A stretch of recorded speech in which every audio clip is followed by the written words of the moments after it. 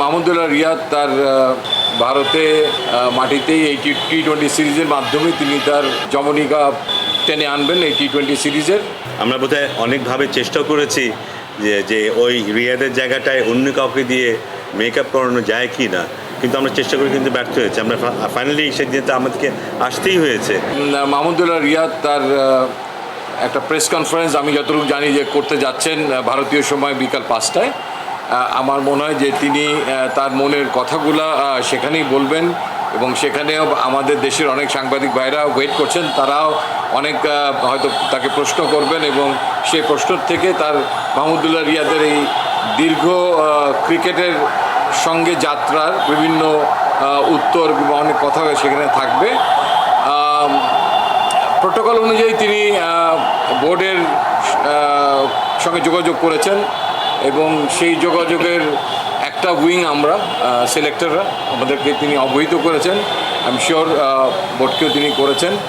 তিনি তার কথা ব্যক্ত করেছেন যে ভারতে মাটিতেই এই টি-20 সিরিজের মাধ্যমে তিনি তার জমনিকা টেনে আনবেন এই টি-20 সিরিজের টি-20 ফরম্যাটের বেসিক্যালি। আর তিনি একদিনের ক্রিকেটটা চালিয়ে যাবেন এবং সেটাও কবে থামবেন সে ব্যাপারেও একটা তার আকাঙ্ক্ষার কথা ব্যক্ত করেছেন। সেটা হয়তো তিনি প্রেস মিটে তার মুখ থেকে শোনাটা আমি মনে করি শোভনীয়।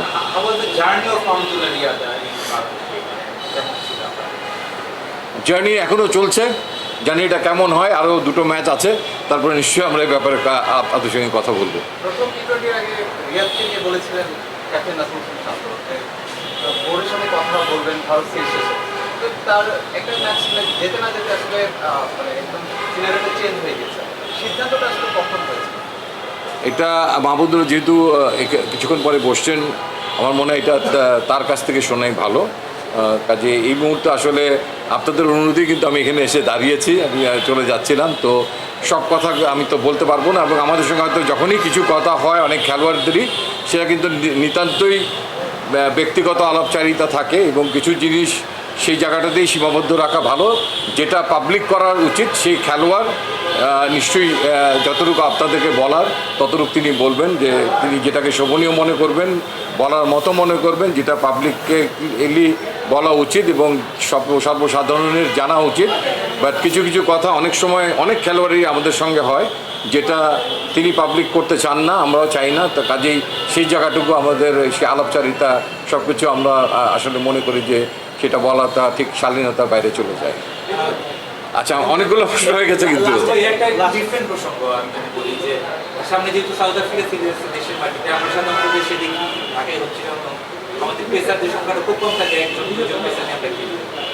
তো যেহেতু আমাদের পেসার ভালো করতেছে, একাধিক পেসার আছে, সেক্ষেত্রে এইবারের সিরিজটা কেমন হবে উইকেটের বিচারে? উইকেটের কোনো আমরা দেখবো না বা পেসারদের প্রায়োরিটিতে থাকবে কিনা? দেখেন, ক্রিকেট খেলার মধ্যে কিন্তু স্ট্র্যাটেজি বলতে একটা কথা আছে। সেই স্ট্র্যাটেজিশিয়ানরা হাতে করে কিছু লোকজন থাকেন টিমের মধ্যে, টিমের যারা আমাদের স্টাফ থাকেন, কোচেস থাকেন, ক্যাপ্টেন থাকেন, প্রতিপক্ষ শক্তির আলোকে সেগুলোকে সেই স্ট্র্যাটেজিগুলোকে দিয়েই আমরা একটা প্ল্যানিং তৈরি করি। সো ওই প্ল্যানিংটা তৈরি করার মূল উদ্দেশ্য হচ্ছে যে যাতে আমরা প্রতিপক্ষর ওপরে মানে সঙ্গে সফল হই। তো সেই স্ট্র্যাটেজিগুলো আসলে পাবলিকলি আসা উচিত না। আপনারা ওয়েট করেন, আপনারা তখনই দেখতে পাবেন। আসলে এই প্রতিপক্ষর হয়ে কাজ করলে আমাদের এই প্রশ্নের উত্তর আমি যদি যাই, এটা আমার দলের থেকে বেশি আমার প্রতিপক্ষকে সহায়তা করা হয়ে যায়। সো সেটা এই মুহূর্তে আমি করতে চাচ্ছি না। ধন্যবাদ আপনাদের। Thank you. রিয়াদের সম্পর্কে একটা ছোট প্রশ্ন, সেটা হচ্ছে 24 ওয়ার্ল্ড কাপে আসলে আমরা যেভাবে বাজে খেলছি, তারপরে আমরা শুনলাম যে একটা নতুন শুরু হবে, সেখানে ইন্ডিয়া সিরিজটা কি শুধুমাত্র ফেয়ারওয়েল সিরিজ ছিল মানে রিয়াদের জন্য, নাকি বোর্ড এখনো মনে করে রিয়াদকে আসলে প্রয়োজন বা রিয়াদের শিখে অলরেডি আছে বোর্ডের জায়গাটা? আমার মনে হয় যে এই প্রশ্নগুলো এই মুহূর্তে করা ঠিক না। আপনি আপনার প্রশ্নটাকে একটু পেঁচালেন আর কি। তো আমার মনে হয় সেটা বোর্ডের তরফ থেকে কেউ যদি কথা বলে সেটা সেই কথাটা বলতে পারে। আর আমি মনে হয় দল সিলেকশনের সময় একটা ইন্টারভিউ দিয়েছিলাম আপনাদেরকে, আমার মানে বিসিবি টাইগার সাইটে, সেখানে কিন্তু আমি এই কথাগুলো খুব পরিষ্কার করে বলেছিলাম যে আমাদের চিন্তাভাবনাটা কী ছিল এবং বিট আর্লি রিয়াদ নিজের থেকে নিজেই সরে গেছেন। আমি এটা মনে করি আর কি যে আপনার যে কোচ বা একজন ক্রিকেটারের কোচ হিসেবে কেমন দেখছেন তার জার্নিটা কোচ হিসেবে স্যার কোচিং পার্সপেক্টিভ র্যাপিংলি না ডেফিনেটলি একটা আমরা তো বলি যে আমাদের হাতে গোনা কিছু খেলোয়াড় ছিল যারা দীর্ঘদিন বাংলাদেশ ক্রিকেটকে সার্ভ করে গেছে এবং সেটা তাদের যোগ্যতার